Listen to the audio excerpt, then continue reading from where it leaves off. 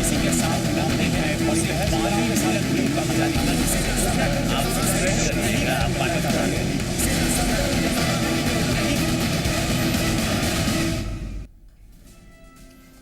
नमस्कार, जी पुरवैया में आपका बहुत बहुत स्वागत है। आप देख रहे हैं बड़ी बहस और आपके साथ मैं हूं शिवपूजन झा। तो अब शुरू करते हैं आज की बड़ी बहस। वक्त की चाल बदलती है तो चाल अपनों को भी बदल जाती है। कुछ ऐसे ही हालात से जूझता दिख रहा है जेडीयू। लोकसभा चुनाव में जेडीयू को मात क्या मिली कि सत्ता में होते हुए भी उसे खामियाजा भुगतना पड़ रहा है। बागियों की वजह से पार्टी की हैसियत पर खतरा मंडरा रहा है, जबकि बीजेपी जेडीयू के बागियों के इर्द गिर्द मंडरा रही है। अब सवाल है, क्या होगा जेडीयू का? क्या करेगी आरजेडी और क्या हासिल कर पाएगी बीजेपी?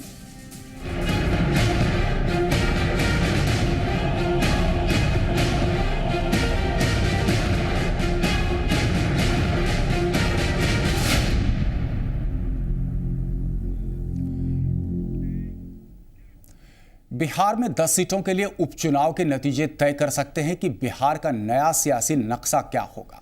दरअसल इस चुनाव में इतना तो तय होने के आसार हैं ही कि 2015 तक जेडीयू और आरजेडी का रिश्ता मजबूत रहेगा या फिर उसे कमजोर करने की बागियों और बीजेपी की कोशिशें रंग दिखाएंगी। बगावत की आग में जल रहा जेडीयू, उपचुनाव की बिसात, अपनों की टेढ़ी चाल। जेडीयू इस वक्त दुश्वारियों से घिरा है। एक और बागियों का मसला उसे साल रहा है, दूसरी ओर जिनके तेवर बागियों वाले हैं वो मांझी सरकार के गिर जाने की मंशा पाल रहे हैं। पार्टी विधायक राजीव रंजन ने अपने ताज़ा बयान से साबित कर दिया है कि नीतीश कुमार के दावे और शरद यादव की पार्टी जोड़ने की कवायद औंधे मुंह गिर रही है। देखिए, इसमें कोई शक नहीं कि 25 तारीख को रिजल्ट आएगी। 25 तारीख के बाद डेफिनेटली जनता दल यू में एक माने भूचाल की तरह आएगी, इसमें कोई शक नहीं। अभी तक पहले जो कई लोगों ने हमको भी कहा था, कई एमएलए ने कहा था, लगभग 118 एमएलए में से 65 लोगों ने कहा था कि हम इस बात के लिए तैयार हैं कि हम लोग किसी हालत में भी राजद के गठबंधन के सपोर्ट में नहीं है। राजद के साथ और कांग्रेस का जाना ही है तो सबसे पहले 2010 का जो मैंडेट दिया था उसके खिलाफ तुरंत इस सरकार को जनता के बीच में जाना चाहिए। सरकार को रिज़ाइन करके तुरंत इलेक्शन में जाना चाहिए था, ये प्रूफ करने के लिए कि हम जो नया मैंडेट लिए वो सही है। साफ है, यूं लग रहा है मानो जेडीयू के अंदर लालू और नीतीश के रिश्ते की बिना पर राजीव रंजन जैसे नाखुश नेता पार्टी को आखिरी धक्का देना चाहते हो। हालांकि उपचुनाव के नतीजे का इंतजार जेडीयू के अंदर दोनों खेमों को बेसब्री से है। इस नतीजे से फर्क साबित हो जाएगा कि पार्टी कमजोर हो रही है या डैमेज कंट्रोल की कोशिशें काम कर रही हैं। राजीव रंजन जी को सबसे पहले चाहिए कि उन्होंने नीतीश कुमार के नेतृत्व में चुनाव लड़ा था, चुनाव जीते थे। इस तरह की बात करने के पहले अपना इस्तीफा दे दें, तब जनता के बीच में जाएं। उनको अपनी हैसियत का खुद ब खुद आकलन हो जाएगा। दरअसल एक वक्त था जब जेडीयू नीतीश फैक्टर के लिए मशहूर हुआ करता था, लेकिन जेडीयू के लिए सिर्फ बागी ही नहीं, शायद वक्त भी पाला बदलने की फिराक में है। जेडीयू के भीतर अब लालू फैक्टर काम करता देखने वालों की दिलचस्पी बढ़ गई है। अमित झा, जी मीडिया, पटना। अब जेडीयू जिस अंदरूनी आग से जूझ रहा है उसमें बीजेपी मौके की तलाश करती दिख रही है। दरअसल हालात भी ऐसे हैं कि मौका जेडीयू के बागी ही दे रहे हैं। जाहिर तौर पर एनडीए नेताओं के लिए जेडीयू के अंदर बगावत एक ऐसी चिंगारी है जिसे भड़काने में वो बेहद दिलचस्पी दिखा रहे हैं। बागियों ने जेडीयू में बवाल मचा रखा है। नाराज जेडीयू नेताओं को देखकर खुश होने का मौका जाहिर तौर पर बीजेपी गठबंधन को मिल रहा है। बीजेपी नेता दावा करने से नहीं चूक रहे हैं कि जेडीयू के बागियों की मंजिल दरअसल बीजेपी ही है। तो मित्रता तो हमारी सबसे है, संबंध हमारे सबसे हैं। संबंधों से इनकार कौन करता है? संपर्क में है, बिल्कुल संपर्क में तो सब लोग हैं। जून में हुए राज्यसभा उपचुनाव के दौरान भी बीजेपी ने दावा किया था कि जेडीयू, आरजेडी और कांग्रेस के 50 से ज्यादा विधायक उसके लगातार संपर्क में हैं। विधानसभा उपचुनाव के दौरान भी जेडीयू के बागियों के तेवर देखकर एनडीए नेताओं की बाछी खिली हुई है। 10 सीट का जो चुनाव है 25 को उसका रिजल्ट आएगा। 25 के बाद उस महागठबंधन में काफ़ी घमासान होगा, उसमें से काफ़ी अधिक संख्या में लोग सीटिंग एमएलए से लेकर के जो बड़े बड़े लीडर्स हैं वो हम लोग के संपर्क में हैं। भगदड़ मचाने की इस धमकी पर तलखी जेडीयू ने भी दिखानी शुरू कर दी है। जेडीयू की ओर से भी जवाब धमकी भरा ही आया है। हमें तो लग रहा है कि हमारे पास इतने लोग आने वाले हैं, हम कहाँ से रखेंगे उनको। हमारे पास समस्या दूसरी है, हमारे पास आने वालों की लाइन लगी हुई है। तो क्या माना जाए कि उपचुनाव के नतीजे ही तय कर देंगे कि बिहार की सियासत और इसके सियासतदान वक्त के हिसाब से चाल चलने में माहिर है। राजनीति में रोटी सेकने वाले सियासतदान और गोटी सेट करने वाले नेता ताकतवर माने जाते हैं। बिहार की राजनीति में भी कुछ ऐसा ही है। जेडीयू के अंदर खाने बागियों की संख्या बढ़ती जा रही है और बीजेपी इसका फायदा उठाने को बेताब है। सहयोगी सूरज और धर्मेंद्र के साथ अमित झा, जी मीडिया, पटना। तो बड़ी बहस में इस वक्त हमारे साथ स्टूडियो में मौजूद हैं डॉक्टर अजय आलोक, जदयू के प्रवक्ता हैं, डॉक्टर विनोद शर्मा जी कांग्रेस से हैं, डॉक्टर अशोक सिन्हा जी राजद के प्रवक्ता हैं और धीरेन्द्र सिंह जी बीजेपी से। धीरेन्द्र जी, पहला सवाल आपसे करना चाहते हैं। निश्चित रूप में बागियों की संख्या हमने देखा कि है, जदयू में है, राजद में भी थी, एक वक्त था। यह आरोप लग रहा है बीजेपी के ऊपर कि बीजेपी कहीं ना कहीं नजर गड़ाए बैठी है इन बागियों के ऊपर। लगातार इस तरीके की बयानबाजी हमने देखा लोकसभा चुनाव के दौरान, किस तरीके के सुशील मोदी के बयान आए। तकरीबन 50 विधायक उनके संपर्क में हैं। संपर्क में तो हैं, लेकिन बीजेपी आगे बढ़ती क्यों नहीं? देखिए, सबसे पहली बात है संपर्क में हमारे विधायक हैं, हमारी कोई नीयत सरकार गिराने की नहीं है। और हमारे नेता सुशील कुमार मोदी जी जनता के बीच में गए हैं। अभी जो 10 उपचुनाव जो है 10 विधानसभा के, ये तय कर देगा, ये अंतिम कील है जनता दल यूनाइटेड के लिए। और ये जो गठबंधन बना है इसके लिए भी अंतिम कील साबित होगा। चूँकि 10 सीट का चुनाव परिणाम के बाद ये लोग के पास कुछ नहीं बचेगा, कोई शब्द नहीं बचेगा और कोई भ्रम का जाल भी नहीं रहेगा। चूँकि 10 सीट पर ये चुनाव हारेंगे और उसके बाद इनकी जो तालमेल है या इनका जो सरकार है, रणनीति कहीं ना कहीं इस कयास पर पूरी तरह से निर्भर है। जनता की जो, देखिए, पहला बात है कि आप आए थे कैसे। सबसे पहला बात आप ये जानिए कि आपको जनता मैंडेट किस लिए दिया था। आप चुनाव में भारतीय जनता पार्टी के साथ गठबंधन करके आप सरकार बनाए। आप बीच में 2010 में हम लोगों को दोनों का काम बढ़िया रहा, हम लोग का उस समय काम भी बढ़िया रहा और काम के आधार पर जनता शांति, व्यवस्था, विकास, तमाम ये सब बात को लेकर के और जनता ने हम पर ट्रस्ट किया। हम काम कर रहे थे, हम काम पर विश्वास कर रहे थे। ये बतासा के लिए नीतीश कुमार जी का राजधर्म का हठ धर्म है और नीतीश कुमार जी बिहार को फिर से वहीं ढकेल दिए। इसके लिए जिम्मेवार नीतीश कुमार हैं। जनता ये बात जान चुकी है और जनता माफ़ करने के मूड में नहीं है। जनता जान रही है वही लालू के खिलाफ में नीतीश कुमार का उदय हुआ था, वही लालू जी थे। लालू जी के सत्ता को समाप्त करने के लिए नीतीश जी का उदय हुआ था। विकास पुरुष के रूप में जाने जाते थे। विकास की व्यवस्था, पब्लिक इनसे विकास की आशा अपेक्षा रखती थी और नीतीश जी फिर से वही गठबंधन और वही बिहार को जंगल राज, मंडल राज, कमंडल राज, ये क्या है? ये बिहार में सब लोग आगे बढ़ रहा है। 21वीं सदी से 22वीं सदी की बात कर रहा है, आप 18वीं सदी में आ रहे हैं। तो जनता ये बात समझ चुकी है। जनता जानती है कि ये लोग जो है कुर्सी के लिए ये सब खेल कर रहा है। चूँकि लोकसभा चुनाव परिणाम के बाद हमको ये बात हम लोग सब समझते थे कि लोकसभा चुनाव परिणाम आने के बाद सांप बिच्छू जितने भी तरह के तत्व हैं ये बाढ़ से बचने के लिए सब एक हो जाएंगे, एक दूसरे के घोर विरोधी। आज देख रहे हैं, कभी कह रहे हैं कि लालू जी आके मेरे पैर तर गिर गए, तो कभी कह रहे हैं कि मेरे गोद में बैठ गए नीतीश जी। तो ये सब जो चीज़ है, ये आप जैसा संगत रहेगा तो वैसा ही असर पड़ेगा और वैसा ही भाषा हो जाएगी। तो ये जो चीज़ है जनता जान गई है, कभी गोद में बैठ गए, कभी पैर तर पड़ गए, हम ये है दोनों कुंठित हैं।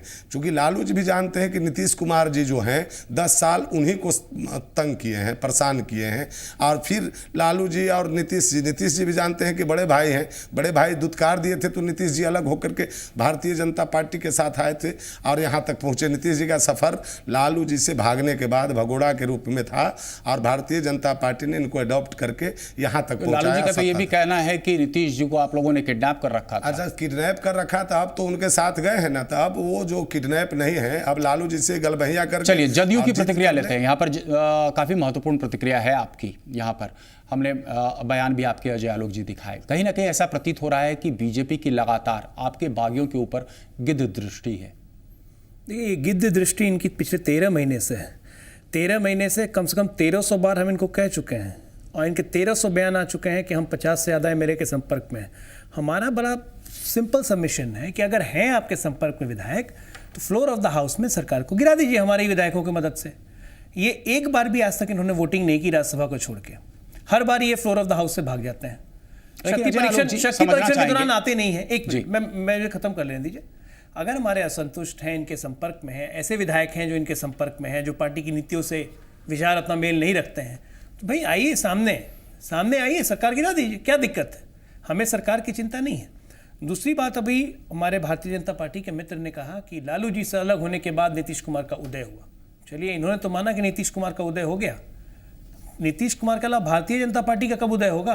नीतीश कुमार के तेज से ये आज तक प्रकाश लेते रहे। आज हम पे भी आरोप लगता है, पूरे देश भर में लोगों ने कहता है कि हम भारतीय जनता पार्टी को हमने फूलने दिया। आज उनके तेज से ये चल के यहाँ तक पहुँचे हैं और अपनी ही बातों का विरोधाभास खुद करते हैं। जहाँ तक रही गठबंधन की बात, तो गठबंधन एक सच्चाई है, आज की वास्तविकता है, ये हो गया है। और इसी के कारण भारतीय जनता पार्टी के लोगों को पिछले 3 महीने से, जब से लोकसभा चुनाव में ये जीत के आए हैं, इनको इस गठबंधन के अलावा दूसरा कोई मुद्दा नहीं दिखता। लोकसभा चुनाव में इन्होंने तमाम तरह के झूठे वादे किए, स्पेशल पैकेज देंगे, स्पेशल गठबंधन दे, विशेष राज्य दे देंगे, ये दे देंगे, एक मूल प्रश्न तो, और इन्होंने एक भी वायदा पूरा नहीं किया।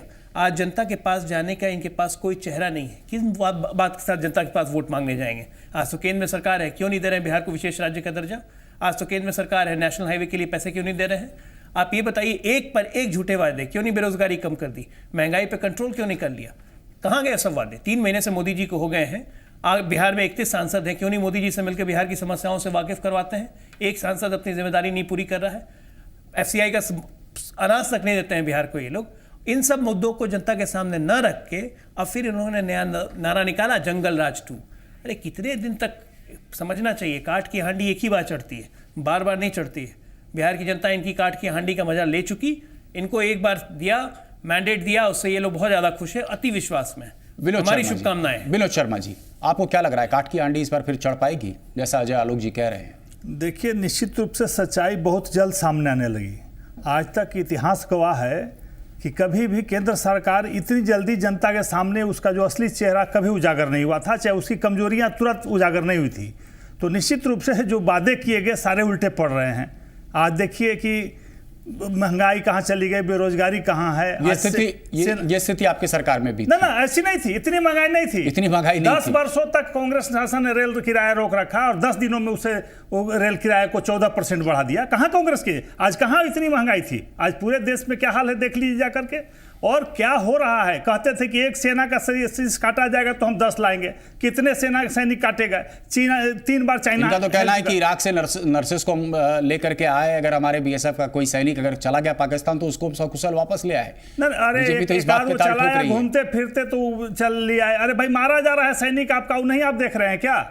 कहाँ आप चुप हैं? मोदी जी कहाँ बयान देते हैं उस पर? महंगाई पर कहाँ दे रहे हैं? बेरोजगारी पर कहाँ दे रहे हैं? केवल दिग्भ्रमित किए, जाल बिछाए। और भारतीय हमारे मित्र भी बता रहे थे भाजपा के कि जदयू के विधायक, लेकिन हमको तो लगा कि नरेंद्र मोदी जी के बनने के बाद कहीं भागा विधायक तो भाजपा का विजय कुमार मिश्रा, राणा गंगेश्वर सिंह और कई एक मित्र जो सरकार बनने के बाद इनकी पार्टी से भागे हैं। तो खतरा तो इनकी पार्टी में है कि भाजपा चुनाव के बाद टूट जाएगी। यहाँ एक कड़वी सत्य है और ये लोग दिग्भ्रमित करते हैं जनता को, इसमें 2 राय नहीं है। और लालू जी की बात करते हैं, लालू जी को कौन लाया बिहार की सत्ता में? आज जंगल राज की बात करते हैं। भाजपा के समर्थन से लालू जी की सरकार बनी थी और लालू जी जब सांप्रदायिक रंग में नहीं रंगे तो इन लोगों ने बदनाम करने का काम किया लालू यादव यादव जी को, और नीतीश जी के साथ भी यही हाल हुआ। लालू जब नीतीश जी इनका साथ नहीं दिए सांप्रदायिकता के रास्ते पर चलने में, तो बदनाम करने का काम किया, और जब भ्रष्टाचार में अकंठ डूबे थे तो नीतीश जी ने धक्का देकर इनको बाहर किया। तो इन्हें आज बुरा लग रहा है। कल तक ये तालिबे सहला रहे थे नीतीश जी के, कल तक विकास पुरुष थे नीतीश कुमार, कल पूरे सच्चाई है कि पूरे बिहार का नाम ऊंचा किया नीतीश कुमार ने।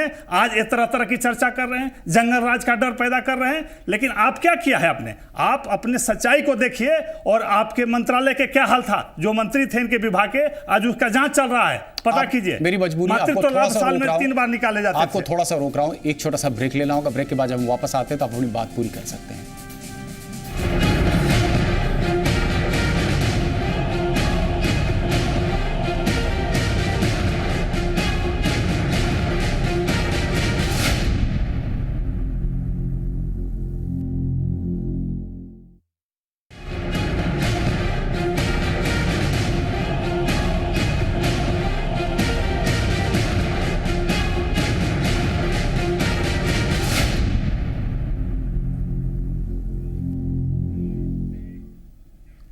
तो ब्रेक के बाद बड़ी बहस में एक बार फिर से आपका स्वागत है। ब्रेक पे जाने के पहले डॉक्टर अशोक सिन्हा जी, हम आपके पास नहीं आ पाए थे। निश्चित रूप में एक ऐसी स्थिति उभर रही है जब ठीक चुनाव के पहले, उपचुनाव के पहले लगातार हमने देखा कई तरीके की बयानबाजी हुई। जदयू के अंदर के लोगों ने बयानबाजी की, शकुनी चौधरी की बात हम कर लें या फिर हम राजीव रंजन जी की बात कर लें, आपको क्या लग रहा है ये तमाम बयान जिस तरीके के आ रहे हैं, ये प्रायोजित है कहीं ना कहीं किसी न किसी तरीके से? एकदम प्रायोजित हैं। पहले मैं राजीव जी के बयान की चर्चा कर लूं। खैर अब तो आधिकारिक बयान आ गया जब जनता दल यू का कि वो रिजाइन करें। मैं यही इनसे आग्रह करने वाला था कि आपको इतना ही बुरा लग रहा है कि आप अपने वोटर को ठग रहे हैं या फ्रॉड कर रहे हैं, तो आप पहले तो रिजाइन कर दीजिए। और दूसरी बात ये है कि अपना इंश्योर करने के लिए ये बीजेपी के कहने पे आप इस तरह से बात कर रहे हैं, तो ये शोभा नहीं देता है। आप उतावले थे मंत्री बनने के लिए, आपको मंत्री नहीं बनाया गया, तो इसका मतलब ये नहीं होता है कि आप अपने ही पैर पे कुल्हाड़ी मारें। आप बताइए, आपको जरा शर्म थोड़ी सी भी है बाकी, तो आप रिजाइन कर दीजिए। दूसरा शकुनी बाबू के बयान का है, तो उन्होंने लवकुश का हवाला दिया है। मैं खास के उस पे आ रहा हूँ। अगर उतना ही इनको लवकुश का ख्याल था, तो जिस समय आदरणीय नीतीश कुमार जी को, जो लवकुश के एक पार्ट हैं, भारतीय जनता पार्टी हर तरफ से घेर के बेइज्जती करने पर पड़ी थी राज्यसभा के चुनाव में, पूरी की पूरी मसलने के फिराक में थी, कहाँ गया था आपका लवकुश प्रेम? उस समय भी तो आप अपने लवकुशों को बहका रहे थे। और ये उस समय हमारे आदरणीय लालू प्रसाद जी ने ये हवाला देकर कि हमने सामाजिक न्याय का डॉक्टर अशोक जी किया। इन्होंने जो आरोप लगाए, उस आरोप का क्या आप क्या खारिज करते हैं या आप मानते हैं उसमें कुछ सच्चाई है? पूरी तरह से ये केवल स्कूप कर रहे हैं, बीच बीच से न्यूज को स्कूप कर रहे हैं और उसको इशू बना रहे हैं, एजेंडा बना रहे हैं और भाजपा के हाथों में खेल रहे हैं।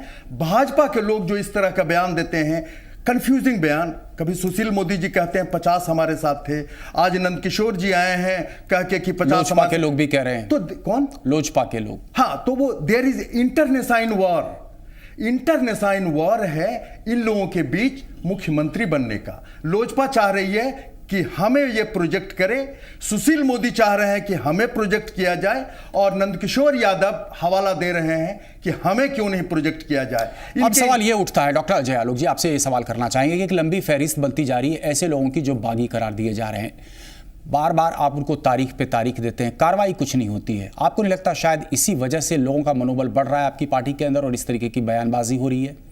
नहीं, कार्रवाई की बात तो कार्रवाई पार्टी तो अपने हिसाब से कर चुकी। पार्टी ने उनके खिलाफ रजिस्टर्ड शिकायत स्पीकर के पास दे दी। अब माननीय स्पीकर साहब को फैसला देना है, और स्पीकर नियम के तहत बंधे होते हैं। स्पीकर एक तरफा कार्रवाई नहीं करते। स्पीकर उन विधायकों को अपना पूरा मौका दे रहे हैं अपना पक्ष रखने का, फिर संविधान के तहत जो सर्वसम्मत होगा वो निर्णय लेंगे। इसमें हमारी पार्टी कहाँ से आ गई?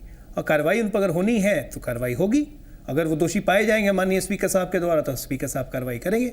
हमने तो एज अ पार्टी उनके ऊपर, हमारे चीफ विप ने और हमारे संसदीय कार्य मंत्री श्रवण कुमार जी ने बिल्कुल लिखित दे दिया कि इनकी सदस्यता समाप्त की जाए। और इस बात से आप इत्तेफाक रखते हैं कि इन तमाम लोगों ने जिनको क्या बागी करार दे रहे हैं, इन तमाम लोगों के जो बयान आए, उन बयानों में कहीं कोई तथ्य नहीं था? देखिए, इनके जो बयान आए, इनके बयान, इनके जो कृत्य हैं, ये दोनों एक दूसरे से मेल नहीं खाते हैं। आज ये जितने तमाम बागी राज्यसभा चुनाव के दौरान बिल्कुल कमर कस के पार्टी के खिलाफ एक मोर्चा बनाए हुए थे, आज उनमें से आधा से ज़्यादा वो माफ़ी मांगने को तैयार हैं, सब कुछ करने को तैयार हैं। लेकिन हमने उस वक्त भी कहा था, अपने हैं आपको मनाने की कोशिश की जाएगी, लेकिन अगर आप दल हित से हट के काम करेंगे तो आपके खिलाफ कार्रवाई होगी। तो आज वो कार्रवाई हो रही है और ये बिल्कुल एक लेसन है सबके लिए।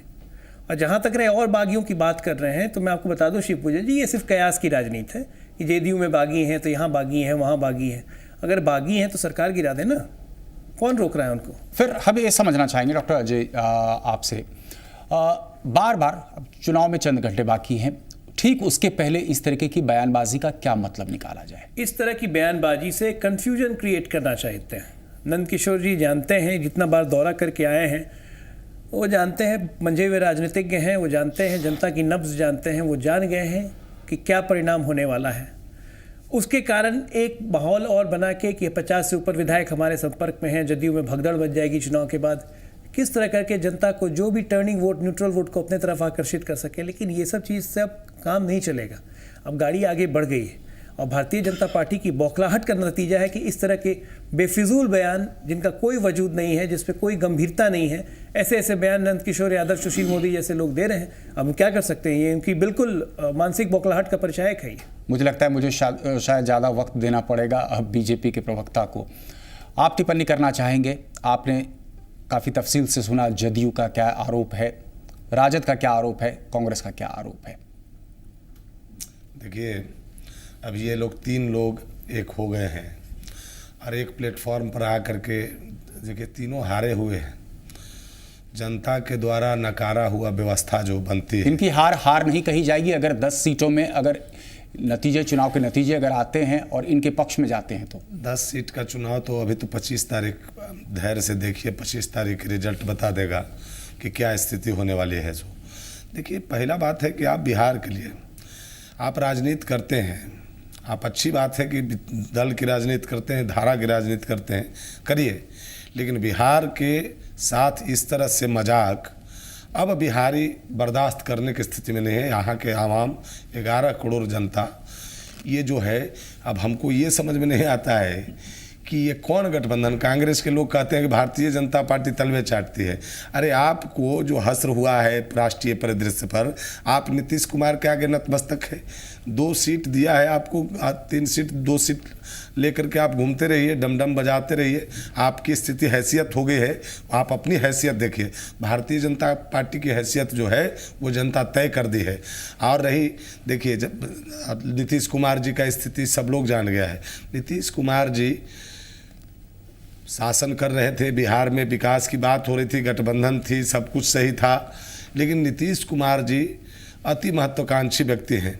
वही नीतीश कुमार जी को लालू जी कहते थे सदन में, उनको पेट में 32 को दांत है, लेकिन अगर और वो अच्छा लगता था। और वही लालू जी आज सटे हुए हैं। महत्वाकांक्षा होती तो सीएम की कुर्सी क्यों छोड़ते? महत्वाकांक्षा सीएम की कुर्सी वो जान करके छोड़े हैं क्या? सीएम की कुर्सी जो है, नीतीश कुमार जी लाचारी में ब्रह्मचारी बन करके आपके सामने प्रकट हुए हैं। उनके दल में हम क्यों फूट करने जाएंगे? भारतीय जनता पार्टी क्यों? हम सरकार बना, हम जानते हैं, हमको फूट करना, फाट करने से मतलब नहीं है। हम जानते हैं कि चुनाव निश्चित अवधि पर होगी। मैं जानता हूं कि ये सब लोग सांप बिच्छू जो है, बाढ़ के भय से सब एक थोड़ा सा आपको रोकना चाहूँगा, थोड़ा सा रोकना चाहूँगा। अजय आलोक जी, मुझे लग रहा है कि शायद अब बयान बदलते चले जा रहे हैं बीजेपी के भी। इसके पहले ये कहा जा रहा था कि इनहेरेंट कॉन्ट्राडिक्शंस है और सरकार खुद ब खुद गिर जाएगी। इस तरीके के बयान तमाम कद्दावर नेता बार बार देते आ रहे थे। फिर बयान हमने ये भी सुना कि कई ऐसे नेता हैं जदयू के जो हमसे लगातार संपर्क में हैं, और अब का ये बयान, क्या तात्पर्य निकालते हैं आप? आप खुद ही देख लीजिए, मैंने अभी आपको खुद बोला था, इनके बयान और इनके कृत्य में जमीन आसमान का फर्क है। विरोधाभास आपको खुद दिखेगा। हम आएंगे आज ये खुद ही आपके सामने चैनल पे कहे कि सरकार पूरा कार्यकाल पूरा करेगी। अभी से 3 घंटे पहले आप बाइट दिखा रहे थे नंदकिशोर जी का कि 50 से अधिक विधायक संपर्क पे हैं। राजीव रंजन जी कहते हैं कि भगदड़ मच जाएगी, 65 से अधिक विधायक राजद के साथ नहीं जाएंगे। तो इनका जो कथनी करनी है, राजीव रंजन को इन्होंने मोहरे की तरह खड़ा किया हुआ भारतीय जनता पार्टी के लोगों ने। अब पहले तो ये कंफर्म कर दें कि राजीव जी को टिकट देंगे, जैसे राजीव जी का टिकट कंफर्म नहीं करेंगे, राजीव जी वहां भी नहीं जाएंगे, वापस आ जाएंगे हमारे पास। यहाँ भी तो क्या दरवाजे आपके लिए खुले रहेंगे, उनके लिए खोल के रखेंगे आप? राजीव जी को चेतावनी दी जा चुकी है और वो चेतावनी का उल्लंघन करके जा रहे हैं। पार्टी नेतृत्व इन पे विचार करने जा रहा है। मैं आपको ऐसे बागियों के लिए आपके दरवाजे बंद रहेंगे? हमारे पास जगह नहीं है। जो राजद के बागियों के बारे में क्या कहना है आपका? राजद के बागियों के लिए भी दरवाजे आप बंद रखेंगे या फिर खोल कर रखेंगे? राजद में कौन से बागी है? राजद में तो कोई बागी है ही नहीं।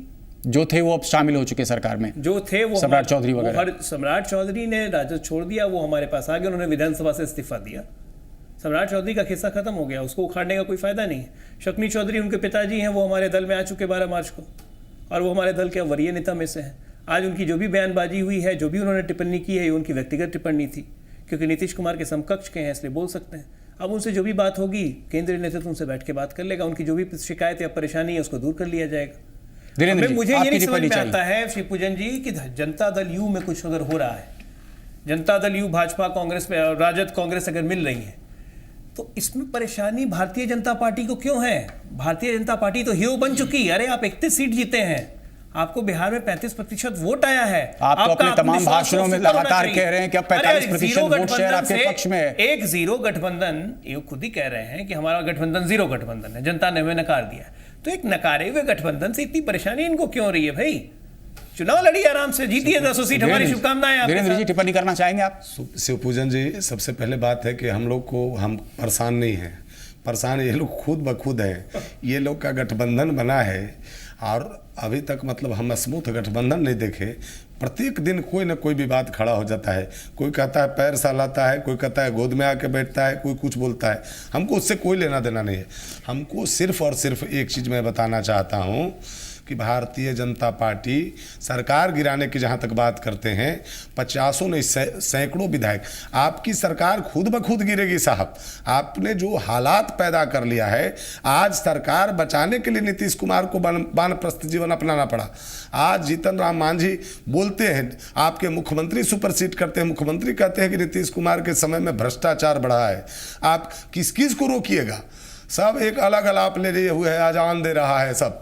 तो ये आपको रोकना हमारी मजबूरी है। एक छोटा सा फिर से ब्रेक लेना होगा। ब्रेक के बाद जब हम वापस आते हैं तो हम राजद की प्रतिक्रिया इस पूरे मामले पे चाहेंगे कि आखिर जब उपचुनाव के नतीजे सामने आएंगे, क्या तब भी छोटे भाई बड़े भाई का रिश्ता ऐसे ही कायम रहेगा?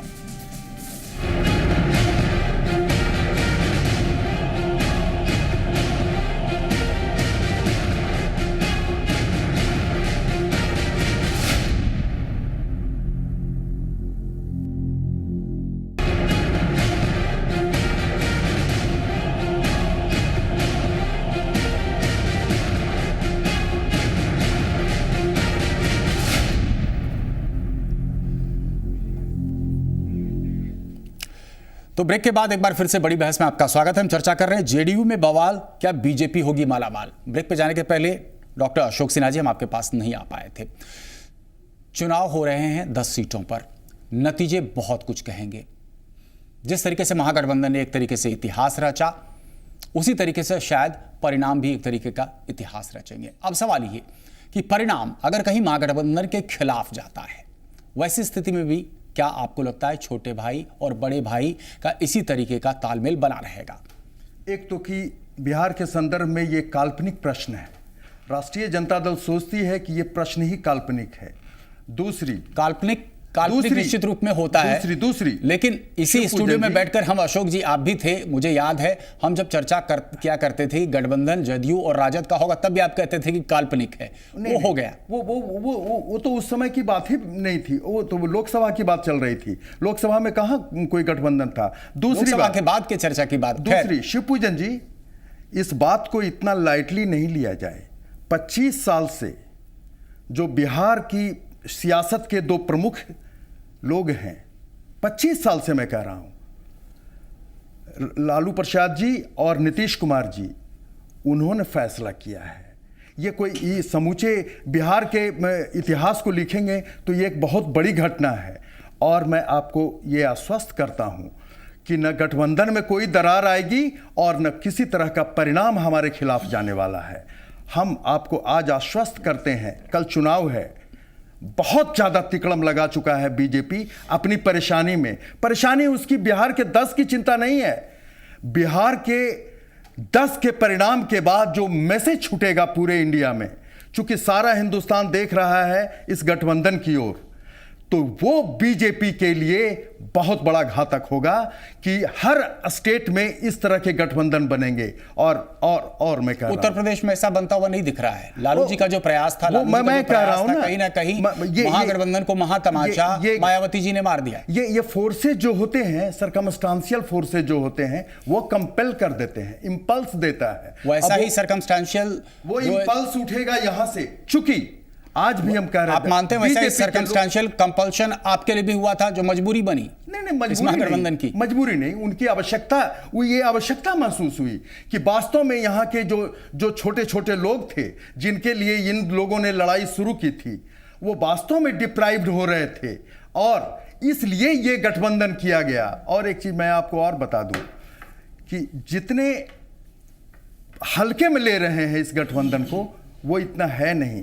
दोनों तरफ के लोग जो हैं आपस में पूरी तरह से मिल गए हैं और मैं आपको आश्वस्त कर रहा हूं कि ये गठबंधन, अगर ये खेले हुए लोग हैं मोदी जी, नरेंद्र मोदी जी, अगर ये नहीं होता, उनके लिए मैसेज कड़ा, तो वो आज के दिन जो पहले का बिहार था उसका एक पार्ट में कल उन्होंने प्रोग्राम रखा, कल राजनाथ सिंह जी ने यहां का प्रोग्राम रखा, आज पीयूष गोयल का, तो ये क्या मैसेज? अमित शाह जी बनारस में हैं, ये चारों तरफ से बीजेपी पूरी तरह से परेशानी में है और जान रही है कि कल गठबंधन के पक्ष में 10 के 10 पूरी तरह से वोट होने जा रहा है। यह सवाल हम बीजेपी के प्रवक्ता से करना भी चाह रहे थे, आखिर क्या मजबूरी, कल का दिन क्यों चुना गया नरेंद्र मोदी जी द्वारा झारखंड आने के लिए?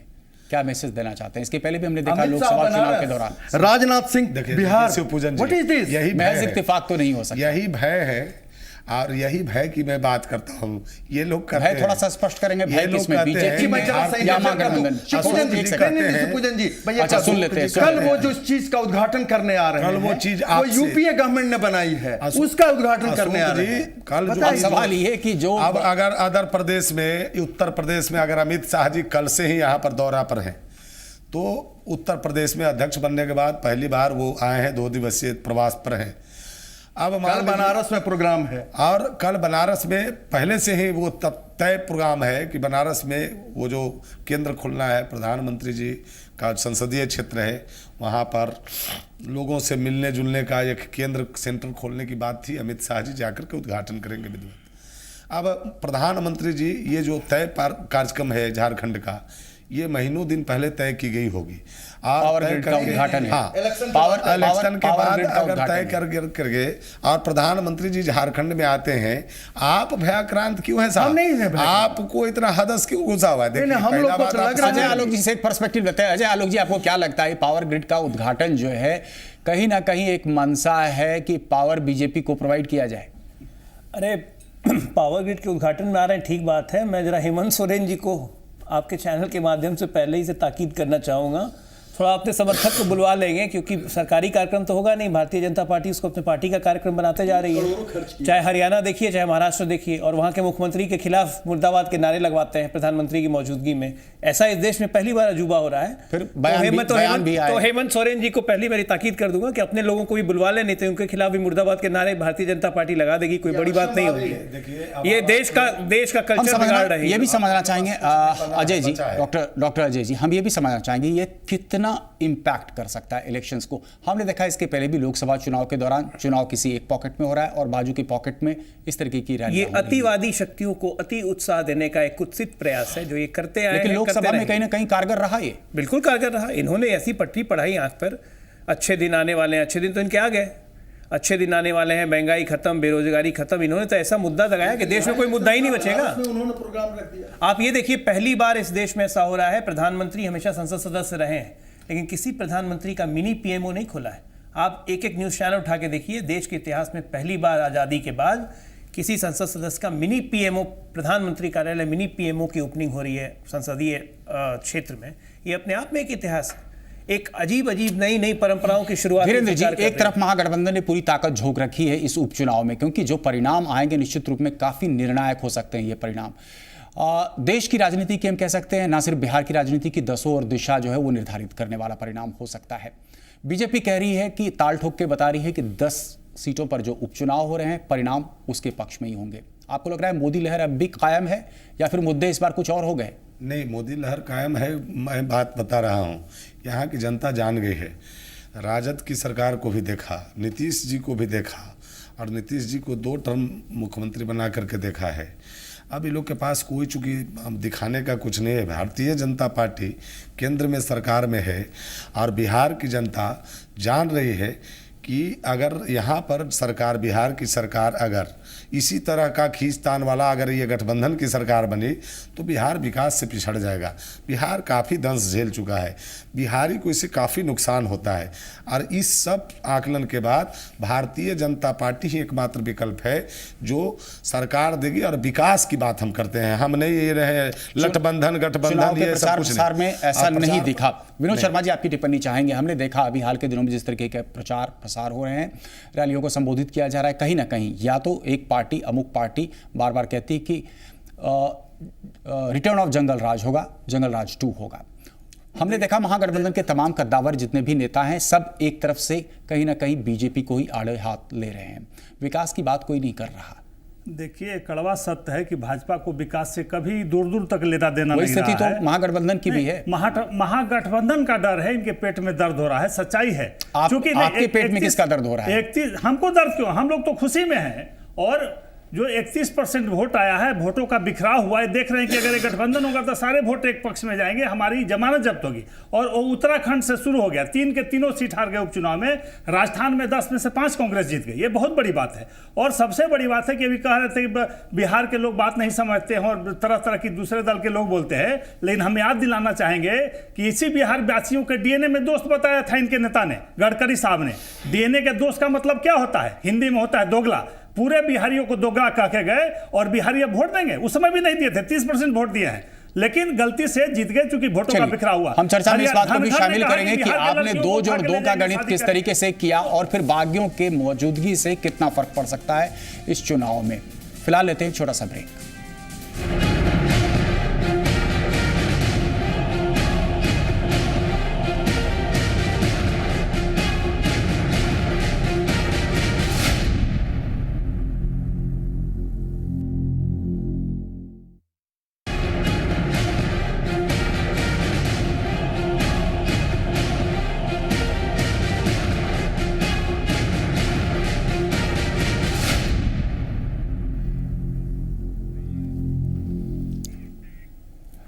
तो ब्रेक के बाद फिर से आपका बड़ी बहस में स्वागत है। हम चर्चा कर रहे हैं जेडीयू में बवाल, क्या बीजेपी होगी मालामाल?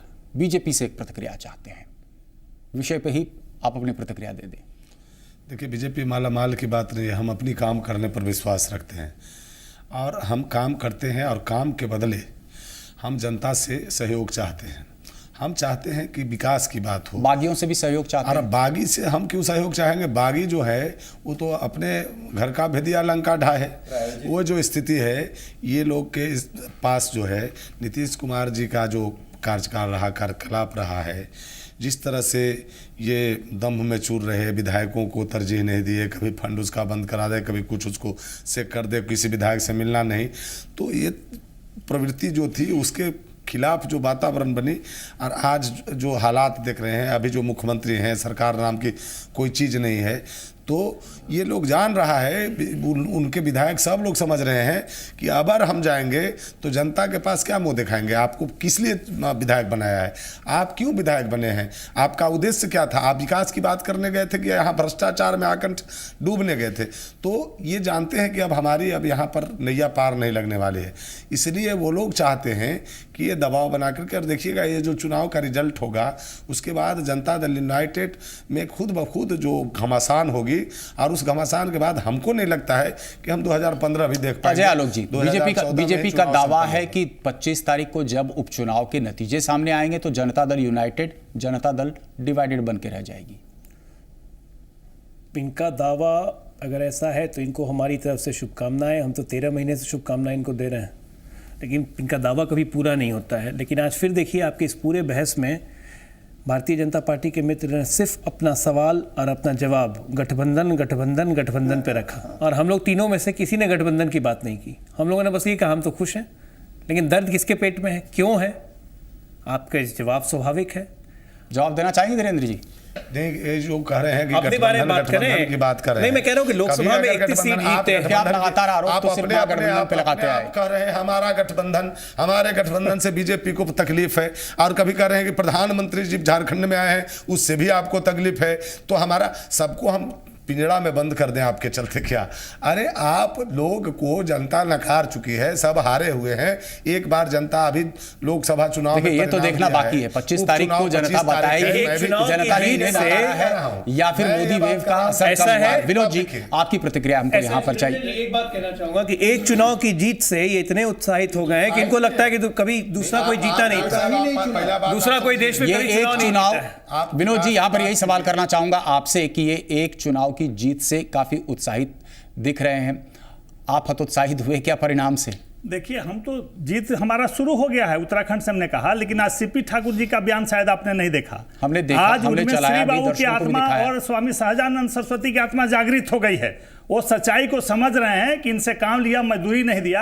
आज सीपी ठाकुर जैसे लोग, पिछली बार भी मंत्रिमंडल से वाजपेयी जी के बाहर किया था सुशील मोदी जी के इशारे पर, नीतीश जी ने उनको वापस करवाया था, मंत्री बनवाया था, और आज वही स्थिति, उनको उपाध्यक्ष से हटा दिया।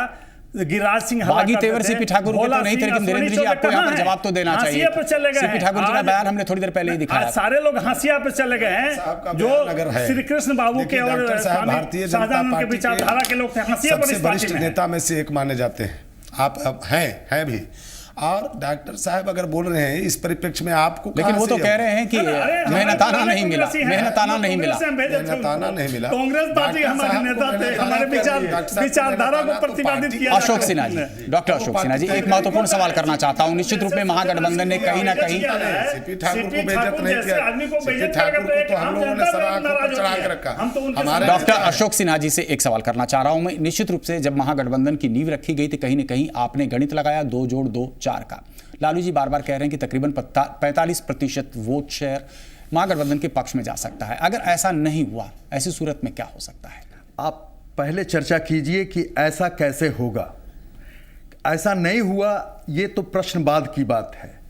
पहले आपको मैं ये बताऊं कि ये जो गठबंधन जो हो गया, उस गठबंधन में आपको आश्चर्य होगा शिवपूजन जी, जो आर्किटेक्ट माने जाते हैं बीजेपी के गठबंधन के, ब्रह्मर्षि समाज के लोग, लाठी खाते हैं, गोली खाते हैं, दिन रात मजदूरी करते हैं। विनोद भाई ने बहुत बढ़िया कहा, उसको किस तरह से लथाड़ा जा रहा है। हमारे गठबंधन ने तो उसको भी तरजीह किया, 2 आदमी को हम लोगों ने खड़ा किया, लेकिन सुशील मोदी के इशारे पे, सुशील मोदी के, एक मिनट जरा सा धीरज भाई, वक्त हमारा खत्म हो रहा है। और लेकिन वो किए, आज पूरी तरह से हम यूनाइटेड हैं, और ये यूनाइटेड पूरी तरह से सर्वोपरि होगी, और 10 में 10 सीट जीतेंगे। चलिए, डॉक्टर अशोक सिन्हा जी, डॉक्टर अजय आलोक जी, डॉक्टर विनोद शर्मा जी और धीरेन्द्र सिंह साहब, आप सबका हमारे स्टूडियो में आने के लिए बहुत बहुत धन्यवाद। बड़ी बहस में बस इतना ही, लेकिन हम अपने दर्शकों से आग्रह करेंगे, ताज़ा खबरों के लिए बने रहिए जी पुरवैया के साथ।